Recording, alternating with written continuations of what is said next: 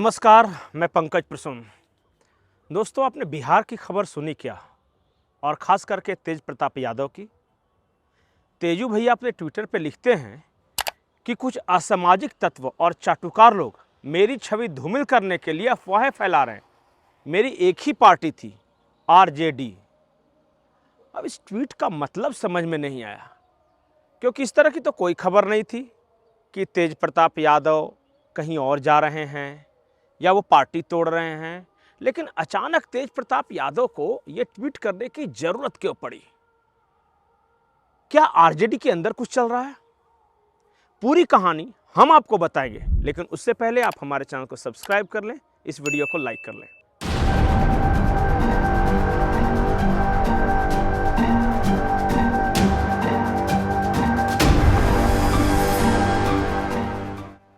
दोस्तों, तेज प्रताप यादव का ट्वीट ऐसे समय आया है जब ठीक एक दिन पहले अशफाक करीम ने आरजेडी छोड़ दी और खबर आ रही है कि वो जेडीयू से बात कर रहे हैं।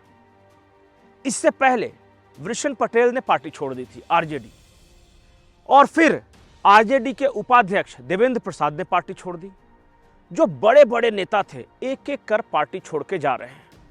आरजेडी में लालू परिवार के अलावा कोई ऐसा बड़ा नेता बताइए जो आज मौजूद हो।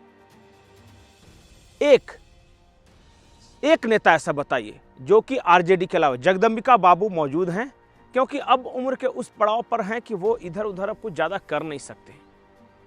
इसके अलावा मैं समकक्ष नेताओं की बात कर रहा हूं जिन्होंने लालू यादव के साथ शुरू की थी और वो आज भी एक्टिव है, लेकिन क्या वो आरजेडी में है? एक और कहानी। इस बार बिहार के जितनी पार्टियां हैं, सबसे ज्यादा बागी अगर किसी पार्टी के खिलाफ खड़े हैं तो वो है राष्ट्रीय जनता दल।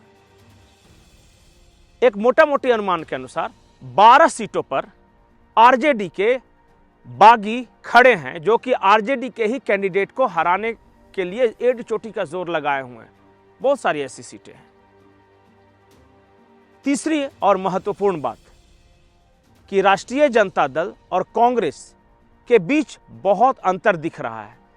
राष्ट्रीय जनता दल यानी तेजस्वी यादव ने कहा है कि वो 1 करोड़ नौकरी देंगे, लेकिन बिहार में उन्हीं की सहयोगी कांग्रेस कह रही है कि 30 लाख नौकरी देंगे।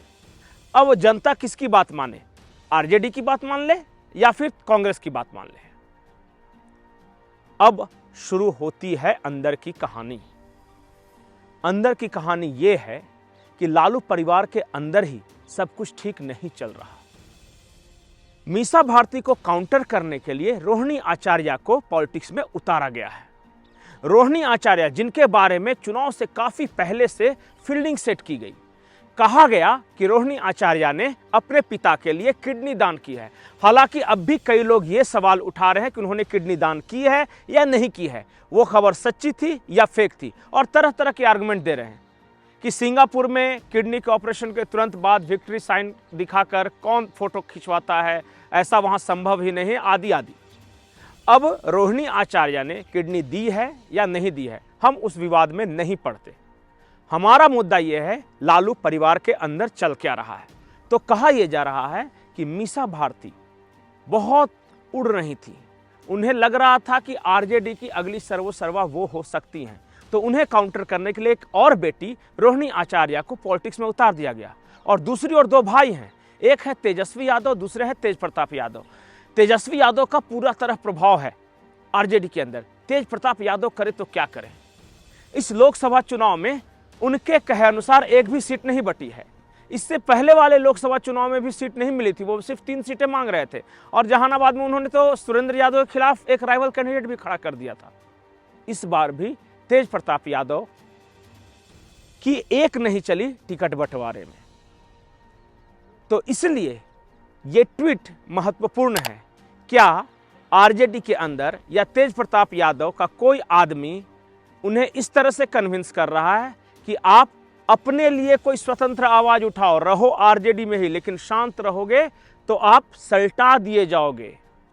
कल को आके तेजस्वी यादव आरजेडी पर राज करेगा, उनकी पत्नी और उनके बच्चे राज करेंगे, तुम कहां होगे? और इसी संदर्भ में इस ट्वीट को देखा जाना चाहिए। अंतिम और उससे भी ज्यादा महत्वपूर्ण बात, मुसलमानों को लेके है। बिहार के मुसलमानों में एक तरह का असंतोष है। पिछले लोकसभा चुनाव में आरजेडी ने 5 मुसलमानों को टिकट दिया था, इस बार सिर्फ 2 मुसलमान को टिकट दिया है। 2 मुसलमान ऐसे थे जो टिकट की दौड़ में सबसे आगे थे, एक अशफाक करीम और दूसरी शहाबुद्दीन की पत्नी हिना साहब। उन दोनों का टिकट आरजेडी ने काट दिया। अशफाक करीम जैसा मैंने बताया पार्टी छोड़ चुके हैं, जेडीयू से बात कर रहे हैं। हिना साहब एआईएमआईएम के कैंडिडेट के रूप में सिवान से दावा ठोक रही हैं और जैसी कि वहां से प्रतिक्रिया आ रही है, जो ग्राउंड रिपोर्ट है उसके अनुसार हिना साहब मजबूत हैं। कल तक ये बात चल रही थी कि हिना साहब को मनाने की कोशिश की जा रही है और लालू परिवार उनसे बात कर रहा है, लेकिन आज खबर यह है कि अवध बिहारी चौधरी को सिवान से आरजेडी ने टिकट दे दिया है। तो कुल मिलाकर वो चैप्टर भी क्लोज हो गया। अब जरा सोचिए, 10 कैंडिडेट एआईएमआईएम के, एक राइवल पप्पू यादव, उसके अलावा हिना साहब, अशफाक करीम, 12 बागी। क्या है बिहार का परिदृश्य? तमाम सर्वे रिपोर्ट ये बताते हैं कि बिहार में कुल मिलाकर 40 सीटों में से एनडीए गठबंधन 35 सीट कम से कम जीत रहा है, जबकि आरजेडी का दावा है कि वो कम से कम 10 से 12 सीट जीत रहे हैं।